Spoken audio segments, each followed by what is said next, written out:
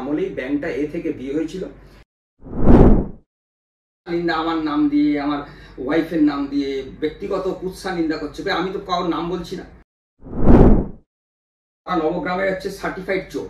কেউ চুরিতে ডিপ্লোমা আছে, কারোর ডিগ্রি আছে, কারোর মাস্টার ডিগ্রি আছে। নবগ্রামের মানুষ এদেরকে চেনে। এদের মধ্যে সব থেকে যে কুৎসা নিন্দা করছে, অসভ্যতাম করছে, চরিত্রহীন লোক সে তার ছেলে, আমি আগেও বলেছি, তার ছেলেকে ব্যাংকে চাকরি দেওয়ার জন্য সে আমার কাছে এসেছিল। আমার যে দুর্নীতি হয়েছে, তাহলে 5 বছর আমরা ব্যাংক চালিয়েছি, আর 2 বছর ব্যাংকের বাইরে এসেছি, তো আরো 3টে স্পেশাল অফিসার চালিয়েছে। দুর্নীতি হলে আজকে তো তোমার সঙ্গে এখানে সোফায় বসে বাইট না দিয়ে আমাকে জেলে কাটাতে হতো। এরা কুৎসা নিন্দা করছে। ওই যে বললাম ছেলের চাকরি দিতে পারেনি, ছেলেকে মিথ্যা কথা বলে একটি মেয়ের সঙ্গে, ভদ্র মহিলার সঙ্গে বিয়ে দিয়েছে, তার দায় কি ব্যাংক নেবে? তাকে চাকরি দিতে হবে? শিক্ষার অভাব। শোনো, আমি নাম উল্লেখ করতেই পারি, কিন্তু তার পিছনে তার পরিবার আছে, বউ বাচ্চা আছে। আমি যদি নাম উল্লেখ করি, ধরো এই যে যার কথা বললাম যে তার ছেলের চাকরির জন্য, এখন ছেলের তার নাম উল্লেখ করি, তার ছেলে অসম্মানিত হবে। 4 বারের সাংসদ, কিন্তু একটা বিরোধী তার নামে কোনো দুর্নীতির অভিযোগ আনতে পারেনি। তখন দল বুঝতে পেরেছে যে এরা দুর্নীতিগ্রস্ত, তাদেরকে ধরুন 2023-এ পঞ্চায়েত সিস্টেমের মধ্যে থেকে সব কটাকে সরিয়ে দিয়েছে। আর এরা ভাবছে যে এরা ব্যাংকের চেয়ারম্যান হবে, এরা ব্যাংকটা চালাবে। এদের সবাই 5জনই ভাবছে চেয়ারম্যান হয়, 5জনই ভাবছে সেক্রেটারি হবে। আমি এই মুহূর্তে কথা বলবো কোন্নগর নবগ্রাম পিপলস কোঅপারেটিভ ব্যাংকের যিনি প্রাক্তন চেয়ারম্যান মানস রায়। মানস রায় আমার পাশেই আছেন, সরাসরি তার সঙ্গে কথা বলবো। কি বলছেন তিনি শুনে নেব। সামনেই ভোট, কি বলবেন? ভোট, দেখো, গণতন্ত্রের ভোট তো একটা মাধ্যম এবং স্বাভাবিক ঘটনা। তো ভোট হলে একটু উত্তেজনা হবেই, এটা স্বাভাবিক ঘটনা। তো তো এই ব্যাংকে ধরো সেভাবে তো ভোটটা এর আগে কোনোদিন হয়নি, সব সিলেকশনই হয়েছে। তো এবছর যদি প্রকৃত ইলেকশন হয়, ভালো। গঠনমূলক সমালোচনা হওয়াটা জরুরি গণতন্ত্রে, কিন্তু সেটা হয় না। আলটিমেটলি কুৎসা নিন্দা আমরা চলে যাই। তোমরা দেখবে যে এর আগে যিনি আমাদের রাজ্যের মুখ্যমন্ত্রী ছিলেন, বুদ্ধদেব ভট্টাচার্য, উনি এত সৎ ছিলেন, এত ভদ্র মানুষ ছিলেন, সবাই জানতো। কিন্তু ইলেকশনের সময় বিরোধীরা তার নামও কুৎসা নিন্দা করেছে। কিন্তু প্রত্যেকেই জানে, আমরা সকলেই জানি, ওনার মতো নমস্য ব্যক্তিত্ব পশ্চিমবাংলা কেন ভারতবর্ষের রাজনীতিতে খুব কম এসছে। তো গণতন্ত্রের এটাই সিস্টেম। রাজনীতি হলে মানুষ তখন কুৎসা নিন্দা করে। আপনার কি মনে হয় এই কুৎসা নিন্দা করার এমন একটা টাইম কেন বেছে নিল? না, দেখুন, আমি আবার বলছি, গণতন্ত্রে গঠনমূলক সমালোচনা জরুরি আছে, কারণ প্রত্যেকেই তার কাজ করতে গিয়ে কিছু না কিছু ভুল করে। আমরাও কাজ করেছি 5 বছর, সব ঠিক করেছি, আগের লোক সব ভুল করেছে, এত বড় অহংকারী আমরা নই। কিন্তু গঠনমূলক সমালোচনা হলে কি কাজ, কি কোনো ভুল থাকলে সেটা শেখা যায়। কিন্তু আমাদের বর্তমান সমাজ ব্যবস্থায় সেটা উঠে গেছে, সেটা উড়ে কুৎসা নিন্দা চলে গেছে। আর বামপন্থীরা 60 বছর এই ব্যাংকটা চালিয়েছে, তারা তাদের মতো করে ভাবনায় চালিয়েছে। তারা ব্যাংকটাকে তাদের একটা দলের একটা মুখপাত্র হিসাবে কাজ করেছে, দলের একটা অর্থনৈতিক প্রতিষ্ঠান হিসাবে কাজ করেছে। তার ফলে তারা কি করতো, তুমি খবর নিয়ে দেখবে, মেম্বাররা সব বামপন্থী হতো। 99%, 98% মেম্বার বামপন্থী হতো। যারা স্টাফ ছিলেন তারা বামপন্থী লোকদেরই ব্যাংকে চাকরি দিতেন। 2011 সালে কোঅপারেটিভ সার্ভিস কমিশন হয়, তার আগে যত লোক ব্যাংকে চাকরি পেয়েছে সবাই বামপন্থী। তবে এটা আমি অন্যায় কিছু বলবো না, তারা দিয়েছে। কিন্তু এবং এখন যারা ব্যাংকে আছে আমি দেখেছি প্রত্যেকেই ব্যাংকটাকে খুব ভালোবাসে। তারা যে চাকরি পেয়েছে তারা তাদের মতো করেছে। মেম্বারদের লোন, তাদের চাকরি দিতে পারেনি, বিকল্প কর্মসংস্থানের জন্য লোন দিয়েছে, মেম্বারদের লোন দিয়েছে। তাদের আমরা ব্যাংকে গিয়ে দেখেছি অধিকাংশ অনাদায়ী ছিল। তাদের একটা ভাবনা ছিল। আমরা ভাবনাটা এমনভাবে করেছিলাম, আমরা যখন 2018 সালে ব্যাংক নিয়েছিলাম, যে এই নবগ্রাম পিপলস কোঅপারেটিভ ব্যাংকটা নবগ্রামের মানুষের ব্যাংক। সেই জন্য আমরা সব ধরনের মানুষকে রাজনৈতিক মতাদর্শের ঊর্ধ্বে উঠে ব্যাংকটা পরিচালনা করেছি। যারাই মেম্বার হতে চেয়েছে ব্যাংকে এসছে, যোগাযোগ করেছে, সকলকে ফর্ম দিয়েছি, মেম্বারশিপ করেছি। সে ডান হোক, বাম হোক, গেরুয়া হোক। লোন নেওয়ার ক্ষেত্রেও কাগজপত্র দেখে লোন দিয়েছি, কোনো রাজনৈতিক রং দেখিনি। স্টাফ সিলেকশন, আমরা তো কোঅপারেটিভ সার্ভিস কমিশন হওয়ার পর ডাইরেক্ট রিক্রুটমেন্ট করতে পারিনি, আমরা কন্ট্রাকচুয়ালে নিয়েছি। কন্ট্রাকচুয়াল অনেক বামপন্থী পরিবারের লোককেও নিয়েছি, ডানপন্থী পরিবারের লোককে নিয়েছি। ব্যাংকের প্রয়োজনীয়তা, তাদের যোগ্যতা এবং আরেকটা মাপকাঠি যেটা কেউ দেখে না, আমরা দেখেছি যে তাদের পরিবারের সামাজিক দায়বদ্ধতা, তার উপর আমরা নিয়েছি। 3 জনকে আমরা গ্রুপ ডি স্টাফে আমরা নিতে পারতাম, সেখানে রিক্রুটমেন্ট করেছি। তো এইভাবে আমরা ব্যাংকটার সার্বিক উন্নয়ন, নবগ্রাম মানুষের ব্যাংক হিসাবে এটাকে তুলে ধরেছি। বামপন্থী নেতা আশিস দে ওরফে রিঙ্কুদা বলছেন সরাসরি যে ওনাদের আমলে এ গ্রেড ছিল এখন সি গ্রেড হয়ে গেছে? না দেখুন, উনি আমারও পরিচিত লোক, আমার ছোটবেলা থেকেই উনি আমাকে অনেকজন বলেছে, উনি একটা বাইট দিয়েছেন এবং আমার নামে বলেছেন যে দুর্নীতি করেছি করেছি। এটা খুব দুঃখজনক। আমার ছোটবেলার পরিচিত লোক, আমি কুৎসা নিন্দা ওনার নামে করবো না, বললেও আমিও বলতে পারি। কিন্তু বামপন্থী উনি যেটা বলেছেন মিথ্যা কথা বলেছেন। বামপন্থীদের আমলেই ব্যাংকটা এ থেকে বিয়ে হয়েছিল। আমরা যখন দায়িত্ব নিয়েছি ব্যাংকটা ডিসেম্বর 2022-এ যে রিজার্ভ ব্যাংক যে অডিট করেছে সেখানে বি থেকে সিতে রেকমেন্ড করেছে। এবার তুমি যদি বলো কারণ, আমি বলবো কারণ হচ্ছে এর জন্য দায়ী মূলত বামপন্থীরা। তাদের যে কার্যকালের যে, আমি তোমাকে একটা কথা বলি, সেটা হচ্ছে একটা লোন ছিল এই নৈটি রোডের ওপরই একটা ফ্ল্যাট হয়েছিল। আমি নাম বলছি না, কাউকে আমি ছোট করছি না, কারণ আমি কুৎসা নিন্দা পছন্দ করি না। সেই আমরা দেখা গেল যে 2018-তে যখন ব্যাংকে গেলাম তখন রিজার্ভ ব্যাংক একটা, যে রিজার্ভ ব্যাংকের যে অডিটর, স্ট্যাটুটারি অডিটর বলে, একটা নোট দিলেন যে একটা 10 লক্ষ টাকা মর্টগেজ করে 50 লক্ষ টাকা লোন দেওয়া হয়েছিল, যেটা একেবারেই বেআইনি। ওরা ইচ্ছাকৃত করেছে, অনিচ্ছাকৃত করেছে, দুর্নীতি করেছে, আমি সব কথা বলবো না, কিন্তু এটা ফ্যাক্ট যে এটা রেকর্ডেড যে ব্যাংকে একটা 10 লাখ টাকা মর্টগেজ করে 50 লক্ষ টাকা না 60 লক্ষ টাকা লোন দেওয়া হয়েছিল।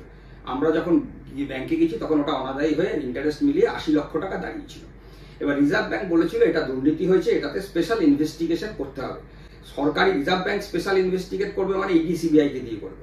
তখন আমাদের ম্যানেজার যিনি আছেন তিনি এবং সিও সাহেব যিনি ছিলেন আমাকে রিকোয়েস্ট করলেন যে আপনি চলুন চেয়ারম্যান সাহেব, আমরা গিয়ে অডিটরকে গিয়ে বলি, তা না হলে কিন্তু একটা বড় ব্যাংকের একটা মানে হয়ে যাবে, একটা ছোট ব্যাংক, মানুষ গ্রাহকরা উদ্বিগ্ন হয়ে টাকা পয়সা তুলে নেবে। আমরা 1 বছর কাজ করেছি, ডিপোজিট বাড়িয়েছি, ইনভেস্টমেন্ট বাড়িয়েছি, প্রফিট বাড়িয়েছি, এনপিএ ঘাটিয়েছি, করে রিজার্ভ ব্যাংকে আমরা স্যাটিসফাই করেছি, অ্যাপ্লিকেশন করেছি। তখন ওনার ব্যাংকটা কোভিড পরিস্থিতির মধ্যে ওই ব্যাংকটা তুলে দিয়েছিলেন। কিন্তু প্রত্যেক বছর রিজার্ভ ব্যাংক অডিট করে, প্রত্যেক বছর 3টে অডিট হয় ব্যাংকে, সমবায় দপ্তরও করে। এই কিছু ব্যাংকের 2-1জন স্টাফ এবং এই বাইরের যারা এসব কুৎসা নিন্দা করছে তারা মিলে সমবায় দপ্তরে প্রচুর অভিযোগ করেছিল। সমবায় দপ্তর থেকে একটা স্পেশাল টিম এসে স্পেশাল অডিট করেছিল। 3জন WBCS অফিসার এসে স্পেশাল অডিট করেছিলেন। ব্যাংকের ম্যানেজারকে জিজ্ঞাসা করুন, সিও কে জিজ্ঞাসা করুন, বা ব্যাংকের রেকর্ড আছে। ওনারা এসে 7 দিন আমাদের অডিট করেছিলেন। মানে ওনারা অডিট করে যাওয়ার সময় আমাকে, আমাদের সেক্রেটারিকে, ব্যাংকের ম্যানেজারকে, সিও কে বসিয়ে ওনারা বলেছিলেন যে এত সুন্দর ইনফ্রাস্ট্রাকচার, এত ভালো পরিবেশ, এত সুন্দর সার্ভিস আমরা অন্য কোনো জায়গায় দেখিনি। এবং আমাদেরকে যে জন্য পাঠানো হয়েছিল যে আপনাদের বিরুদ্ধে কোনো দুর্নীতি হয়েছে কিনা সেটা তদন্ত করার জন্য, আমরা একটাও পাইনি। এই ব্যাংকের নিয়ম হচ্ছে তুমি যদি মর্টগেজ করো 1 কোটি টাকা, সেক্ষেত্রে 75% ম্যাক্সিমাম তুমি লোন দিতে পারবে, অর্থাৎ 70-75 লাখ টাকা তুমি লোন দিতে পারবে। এখানে যেটা হয়েছিল যে 10 লক্ষ টাকা মর্টগেজ করে তার 5 টাইমস 6 টাইম লোন দেওয়া হয়ে গেছিল। তো এইটা ওরা তখনও আমাদেরকে, যেহেতু আমরা, এটা তো একটা বড় সড়ো দুর্নীতি। এমন 50 লাখ টাকা মানে 10 লাখ টাকা জিনিসটা রেখে ওকে 50 লাখ টাকা বড় সড়ো দুর্নীতি। এটা তুমি ব্যাংকের রেকর্ড দেখলেই পাবে। আমি কোনো মিথ্যা, এতদিন আমি এসব করা বলি না কেন জানো তো? দেখো, একটা ব্যাংক হচ্ছে একটা আর্থিক প্রতিষ্ঠান। আমরা চাই এই ব্যাংকের ভালো হোক, ব্যাংকের স্টাফদের ভালো হোক। আপনাকে এত সরাসরি প্রশ্ন করবো যে আপনি চেয়ারম্যান হওয়ার পর কি কি উন্নয়ন করেছেন আর কি কি করতে পারেননি, বা আগে কি কি ছিল না সেটা আপনি করেছেন? শুন, প্রথম উন্নয়ন যদি বলো, আমরা ফার্স্টেই করেছি এই ব্যাংকটাকে নবগ্রামের মানুষের ব্যাংক হিসেবে তুলে ধরেছি। সব ধরনের মানুষকে মেম্বার করার চেষ্টা করেছি, সব ধরনের মানুষকে ব্যাংকে অগ্রাধিকার দিয়েছি। লোনের ক্ষেত্রেও কোনো রাজনৈতিক মতাদর্শ দেখেনি, নাম্বার 1। নাম্বার 2, গ্রাহক পরিষেবা। আগে যারা ব্যাংকে ছিলেন 2018 সালের আগে, তাদের জিজ্ঞাসা করবে, একটা ক্লিয়ারিং চেক জমা দিলে 8 থেকে 10 দিন ক্রেডিট হতে লাগতো। আমরা উন্নত নাগপুরের একটি সফটওয়্যার কোম্পানি থেকে পুরো সফটওয়্যার সিস্টেম পাল্টেছি। আমাদের ম্যানেজার, অ্যাসিস্ট্যান্ট ম্যানেজার এরা সব নাগপুরে গেছে, গিয়ে সফটওয়্যারটাকে ডেভেলপ করিয়েছে নিজেরা, ওনাদের কোম্পানির লোক এসছে। আমরা 6 মাস ধরে এটাকে ইমপ্লিমেন্ট করেছি। এখন কি হয়, ব্যাংকের প্রযুক্তি এত সুন্দর যে তুমি প্রাইভেট ব্যাংক আর ন্যাশনাল ব্যাংকের সঙ্গে তুমি করতে পারবে, কম্পিটিশনে তুমি লড়াই করতে পারবে। কারণ আমাদের এখন চেক জমা দিলে 2 দিনে ক্রেডিট হয়। তারপর হচ্ছে একটা পরিবেশ, সুস্থ সুন্দর পরিবেশ। আগে একটা ব্যাংকের পরিবেশ ছিল একটা, কি বলবো তোমাকে, ভগ্ন একটা পরিবেশ ছিল। পুরোনো দিনের পোস্ট অফিসের যেরকম পরিবেশ থাকে, ভাঙা চোরা একটা পুরোনো পাখা ঘুরছে, লোকে দাঁড়িয়ে থাকছে। এখন 2018-এর পর থেকে তুমি গ্রাহকদের জিজ্ঞাসা করে দেখো, পরিবেশ পরিস্থিতি, মানুষকে 2 মিনিট ব্যাংকে দাঁড়াতে হয় না। আমরা প্রত্যেকটা গ্রাহককে গরমের সময় জল দেওয়া, চা দেওয়া, সার্ভিস দেওয়া, 2 মিনিটের মধ্যে তার কাজ করে দেওয়া, সব রকম মানে গ্রাহক পরিষেবার উন্নত করেছি। মেম্বারদের জন্য আমরা, গ্রাহকদের জন্য এবং মেম্বারদের জন্য এটিএম, সেই সময় কোঅপারেটিভ ব্যাংকে এটিএম ভারতবর্ষে কেন পশ্চিমবাংলায় খুব লিমিটেড ছিল, আমরা চালু করেছি আজ থেকে 4-5 বছর আগে। আমরা মেম্বারদের জন্য সববাহী গাড়ি, মেম্বাররা কেউ মারা গেলে বিনামূল্যে তাদের শ্মশান ঘাটে সম্মানের সঙ্গে পৌঁছে দেওয়ার ব্যবস্থা করেছি। অ্যাম্বুলেন্স প্রতি কোভিডের সময় এক বামপন্থী ছোট ভাই আমাকে বললো যে, মানবদা তোমরা এত ভালো কাজ করছো, তোমরা ওর নাম কি ইয়ে করছো না কেন, একটা অ্যাম্বুলেন্স আনছো না কেন, কোভিডের সময় এত টাকা লোকে অ্যাম্বুলেন্স, আমরা কোভিডের সময় অ্যাম্বুলেন্স চালু করেছি, তো কি করিনি, মানে আমরা যে করিনি। হ্যাঁ, একটা জিনিস আমাদের ইচ্ছা ছিল, করতে পারিনি, তুমি যেটা বললে যে আমরা দিবারাত্রি একটা ডক্টর পরিষেবার প্ল্যানিং করছিলাম, কিন্তু এত টাকা প্রায় মাস গেলে 1-1.5 লাখ টাকার মতো খরচা বাড়তো বলে সেই সময় আর আমরা রিস্ক নিইনি, কারণ অনেক আমরা কাজ করেছি, ডেভেলপমেন্ট করেছি, করেছি। আর তুমি যে বললে না যে বামপন্থী দাদা আমার নামে এগুলো বলেছে, দেখো উনি ওনার আমার পরিচিত লোক, উনি কেন এটা এভাবে কথা বললেন আমি খুব দুঃখ পেয়েছি, কেননা গঠনমূলক সমালোচনা করলে আমি খুশি হতাম, কিন্তু ওনারা করেছেন। উনি যে বলেছেন এ থেকে সি হয়েছে, এটা মিথ্যে কথা বলেছেন। অ্যাকচুয়ালি ওনাদের আমলে এ থেকে বি হয়েছিল, আমাদের আমলে বি থেকে সি হয়েছে। অ্যাকচুয়ালি কি জানো তো, এরা রাজনীতি করে, জীবনে কোনোদিন ইলেকশনে দাঁড়ায়নি, রাজনীতি করে জীবনে কোনোদিন মঞ্চে বক্তব্য রাখেনি। এখন এদের গ্রহণযোগ্যতা এদের ফ্যামিলির লোক আর 2-4টে পার্টির মেম্বার ছাড়া কেউ ওদের সেভাবে চেনে না। সামাজিক কাজ কি করেছি না করেছি এই অঞ্চলের মানুষ জানে। আমি 91 সাল থেকে ব্যবসা করি, তখন থেকে আমি সামাজিক কাজ করে আসছি, আজকে 35 বছর হয়ে গেছে। ব্যাংকে তো গত 5 বছর গেছিলাম। ব্যাংকের একটা আর্থিক সংস্থান বেশি আছে, আমরা কি করেছি, ব্যাংকিং পরিষেবার মাধ্যমে ব্যাংকের উন্নতি ঘটিয়েছি, প্রফিট বেড়েছে, সেই টাকা দিয়ে সমাজকে ডেভেলপ করার কিছুটা পার্সেন্টেজ দিয়ে চেষ্টা করেছি। আপনি বলেন যে গঠনমূলক সমালোচনা হলে ভালো হয়, আপনার কি মনে হয় যে আলোচনা হচ্ছে, সমালোচনা হচ্ছে, এটা কি গঠনমূলক? তোমার কি মনে হয় এটা গঠনমূলক হচ্ছে? এগুলো কুৎসা নিন্দা, আমার নাম দিয়ে, আমার ওয়াইফের নাম দিয়ে ব্যক্তিগত কুৎসা নিন্দা করছে। আমি তো কারোর নাম বলছি না, যারা এগুলো করছে তারা যদি দেখো অনৈতিক ভাবে তারা নবগ্রামের হচ্ছে সার্টিফাইড চোর। কেউ চুরিতে ডিপ্লোমা আছে, কারোর ডিগ্রি আছে, কারোর মাস্টার ডিগ্রি আছে। নবগ্রামের মানুষ এদেরকে চেনে। এরা যে কিছু সুবিধা চেয়েছিল, যতটুকু সীমাবদ্ধ পরিস্থিতির মধ্যে ব্যাংকটাকে বাঁচিয়ে করতে পেরেছে। এদের পরিবারের লোক গ্যাংটাকে হলিডম পেয়েছে, পাইনি। এদের পরিবারের লোক 18-20 লাখ টাকা গাড়ির লোন পেয়েছে, পাইনি। আমরা নৈতিকভাবে যতটা পেরেছিলাম, এদেরই পরিবারের একজনের মেয়ে কম নম্বর পেয়েও এডুকেশন লোন পেয়েছে, পাইনি। তার যখন একজনের আছে ক্যাটারিং এর হঠাৎ করে টাকার দরকার, হঠাৎ করে ব্যাংকে এসে বললো লোন দেওয়ার কথা, আমরা একটা মেম্বারশিপ লোনের সিস্টেমটা অনেক টাইট করে দিয়েছিলাম, কারণ আমরা দেখেছিলাম বাবা আমলে মেম্বারশিপ লোনে প্রচুর ডিফল্টার, প্রায় 2 কোটির উপর টাকা ডিফল্টার ছিল, রেস্ট্রিকশন করেছিলাম, কিন্তু তার জন্য আমরা সেই রেস্ট্রিকশন ভেঙে তাকে পাশে দাঁড়িয়েছি। এদের মধ্যে সব থেকে যে কুৎসা নিন্দা করছে, অসভ্যতাম করছে, চরিত্রহীন লোক সে তার ছেলে, আমি আগেও বলেছি, তার ছেলেকে ব্যাংকে চাকরি দেওয়ার জন্য সে আমার কাছে এসেছিল, আমাদের সেক্রেটারির কাছে এসেছিল। এবার আমাদেরকে যেটা বললো যে তার ছেলের বিয়ে হয়েছে, কিন্তু ছেলে কি চাকরি বাকরি করে না, মেয়ের বাপের বাড়ি চলে গেছে, সম্ভবত কন্যাবাড়ির মেয়ে বলেছিল, আমার ঠিক মনে নেই, তো চলে গেছে, ডিভোর্স ফাইল করেছে, তোমরা যে করেই হোক আমার ছেলেকে চাকরি দাও। তখন একটা কারোর তার ছেলেকে বিয়ে দেবে, কিভাবে বিয়ে দেবে না দেবে, তার জন্য কি ব্যাংক দায়িত্ব, ব্যাংকে চাকরি দিতে হবে? আমরা সেটা দিতে পারিনি। প্রথমে রিকোয়েস্ট করেছি, পরবর্তীকালে তাদের এই সঙ্গপাঙ্গ নিয়ে এসে আমার ওপর একটা চাপ সৃষ্টি করেছে যে না, ওকে চাকরি দিতেই হবে। এদের 2-3 জন টিম আছে যারা, মানে আমি তোমাকে বলছি, যারা এই চুরিবিদ্যা একদম হাত পাকিয়েছে নবগ্রামে, তারা এসে, আমি বলেছি না, এরকম ভাবে করা সম্ভব নয়। তাদের বক্তব্য একটা প্রমোটারকে নিয়ে এসে 50 লাখ লোন দিয়ে দিতে হবে। আরে ভাই, ব্যাংকটা আমার বাবার না, বা আমার কোনো বোর্ড মেম্বারদের পৈতৃক সম্পত্তি না। কিন্তু আপনি যার বিরুদ্ধে সরাসরি অভিযোগ করছেন, সে আপনার বিরুদ্ধে বলেছে আপনি এখানে চাকরি করছেন, আপনি জজ টেলিগ্রাফ বলে একটা সংস্থা যেটা চালান, আর এখান থেকে মাইনা নিচ্ছেন। আমি মাইনা নিয়েছি? এই তো ও তো, আমি মানহানির কেস করলে জেলে চলে যাবে। আপনি ব্যাংকের তো রেকর্ড আছে, ব্যাংক তো আর কোনো মুদির দোকান না। কেউ যদি মায়না নেয় তাহলে তো ব্যাংকের রেকর্ড থাকবে। আমি জজ টেলিগ্রাফে আমার ফ্র্যাঞ্চাইজি ছিল, সেটা অন্য আমার ব্যবসা, এখান থেকে মায়না নিয়েছি, মানে মায়না নিলে তো ব্যাংকের রেকর্ড থাকবে আমি মায়না নিয়েছি। আমার 5 টাকাও ব্যাংক থেকে মায়না নেওয়ার আমাদের কোনো স্কোপও নেই, আমরা নিয়েও নি। এগুলো পুরোপুরি মিথ্যা, দুর্নীতিবাজ, মিথ্যু, নিন্দুকেরা। বলছে আপনার আমলে নাকি দুর্নীতি হয়েছে, এটা কিভাবে জবাব দেবেন? দুর্নীতি, ওই যে বললাম যে দুর্নীতি হয়েছে, তাহলে 5 বছর আমরা ব্যাংক চালিয়েছি, আর 2 বছর ব্যাংকের বাইরে এসেছি, তো আরো 3টে স্পেশাল অফিসার চালিয়েছে। দুর্নীতি হলে আজকে তো তোমার সঙ্গে এখানে সোফায় বসে বাইট না দিয়ে আমাকে জেলে কাটাতে হতো। এরা কুৎসা নিন্দা করছে, ওই যে বললাম ছেলের চাকরি দিতে পারেনি, ছেলেকে মিথ্যা কথা বলে একটি মেয়ের সঙ্গে, ভদ্র মহিলার সঙ্গে বিয়ে দিয়েছে, তার দায় কি ব্যাংক নেবে? তাকে চাকরি দিতে হবে? চাকরি দিতে পারেনি বলে কি কুৎসা নিন্দা? অবশ্যই। এ সব থেকে বেশি ছোট লোকামি করছে, যে অসভ্যতাম করছে, গঠনমূলক সমালোচনা করে কুৎসা নিন্দা করছে, এর ছেলে চাকরি দিয়ে দিই বলে মানসিক যন্ত্রণা দিয়েছে। এখন না, তখনও দিয়েছে। এরা 3-4 জন মিলে, তোমাদের মনে থাকবে হবে 2021-এর বিধানসভা ইলেকশনের পর আমার নামে পোস্টার করে, ব্যাংকের নামে দুর্নীতি এসব করে, কত কমসে কম সমবায় দপ্তরে আমার নামে মানে 10-12টা অভিযোগ দায়ের করেছে, রিজার্ভ ব্যাংকে করেছে। এত ইন্সপেকশন হয়েছে। ইভেন ভেরি রিসেন্টও একজন স্টাফের নাম করে একটা অনলাইনে স্টেট ভিজিলেন্সকে কমপ্লেন করেছে আমার নামে, সিও সাহেবের নামে, ম্যানেজারের নামে, এবং একজন লোন রিকভারি ভদ্রমহিলা ছিল তার নামে, যে এরা দুর্নীতি করেছে।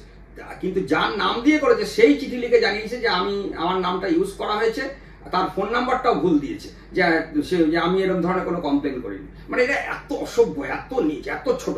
আপনি এত কোনো কথা বললেন কিন্তু কারোর নাম উল্লেখ করলেন না, কিন্তু সরাসরি আপনার বিরোধী পক্ষ যারা তারা আপনার নাম উল্লেখ করে আপনাকে বদনাম করছে। এটা শিক্ষার হওয়া। শোনো, আমি নাম উল্লেখ করতেই পারি, কিন্তু তার পিছনে তার পরিবার আছে, বউ বাচ্চা আছে।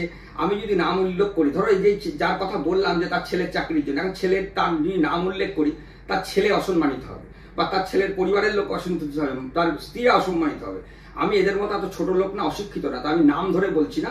কিন্তু এই মানুষগুলো যাদের কথা তুমি বলছো, যারা এইসব অভিযোগ করছে, তারা তাদের ফেসগুলো নবগ্রামের মানুষ জানে। আর জানে বলেই এদের দল, নেতা নেত্রী এবং তাদের যে লোকাল, যে আমি আগেও বলেছি সাংসদ বলুন, 4 বারের সাংসদ, কিন্তু একটা বিরোধী তার নামে কোনো দুর্নীতির অভিযোগ আনতে পারেনি। তখন দল বুঝতে পেরেছে যে এরা দুর্নীতিগ্রস্ত, তাদেরকে ধরুন 2023-এ পঞ্চায়েত সিস্টেমের মধ্যে থেকে সব কটাকে সরিয়ে দিয়েছে। এরা দুর্নীতির অভিযোগ করছে অন্য লোকের নামে। আজকে এদের এই অপকর্মগুলোতে সাথ দিইনি বলে এরাই বদমাইশিগুলো করছে। আর এরা ভাবছে যে এরা ব্যাংকের চেয়ারম্যান হবে, এরা ব্যাংকটা চালাবে।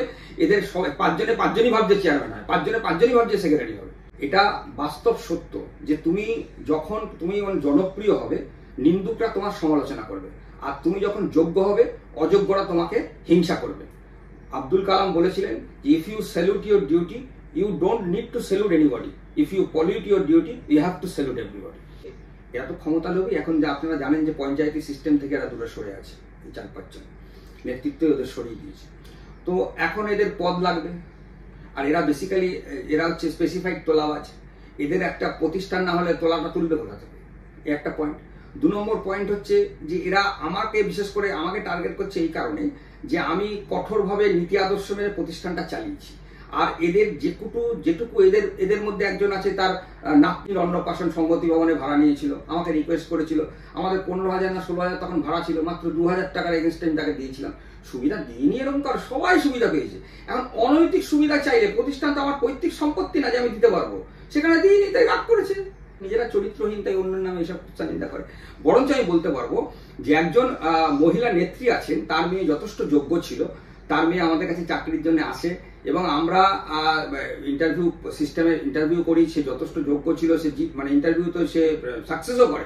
তাকে অ্যাপয়েন্টমেন্ট এই বদমাইশগুলো দিতে দেয়নি, যেহেতু সেই সময় তাদের মনে উনি অ্যান্টি ছিলেন বা কি ছিলেন আমি জানি না, একই দলের সদস্য, তাকে কিছুতেই আমাদের চাকরি এটা দিতে দিল না। যে চাকরি দিলে আরো ব্যাংকে অশান্তি হবে, সেই সময় তুমি জানো যে আমার নামে পোস্টার করছে ব্যাংকে অ্যাজিটেশন করছে। তো বাধ্য হয়ে আমরা, এটা আমাদের ভুল বা আজকে আমরা দুঃখ প্রকাশ করে বলছি যে ওনার ওই যে মেয়েটি সত্যি শিক্ষিতা ছিল এবং ও যোগ্য ছিল, কিন্তু আমরা ওকে ইন্টারভিউর মধ্যে করেও কিন্তু আমরা ওকে চাকরিটা দিতে পারিনি। দিল্লি থেকে আমাকে বেস্ট চেয়ারম্যান অ্যাওয়ার্ড দিয়েছে। সারা ভারতবর্ষের কোঅপারেটিভ ব্যাংকের যত আছে 2000 সম্ভবত 22 না 23-এ 2022-এ সম্ভবত বেস্ট চেয়ারম্যান অ্যাওয়ার্ড দিয়েছে, যে সোশ্যাল এবং ইকোনমিক রেসপন্সিবিলিটির জন্য। তুমি ব্যাংকে গিয়ে দেখবে HDFC ব্যাংক আমাকে ওই তোমার লোকাল হিরোর সম্মান দিয়েছে। আমরা একটা কোঅপারেটিভ ব্যাংকে না, প্রাইভেট এবং ন্যাশনালাইজড ব্যাংকের সমতুল্য করে তুলেছিলাম, যে সবাই বলতো যে কোঅপারেটিভ ব্যাংক আমাদের হারিয়ে দিচ্ছে, এত বড় বড় প্রাইভেট এবং ন্যাশনালাইজড ব্যাংক। একদম শুনতে পেলেন আপনারা, মানুষ রায় তিনি বললেন যে কারোর স্বার্থে যখন ঘা লাগবে সেই তখন বলবে, ফোর্স করবে।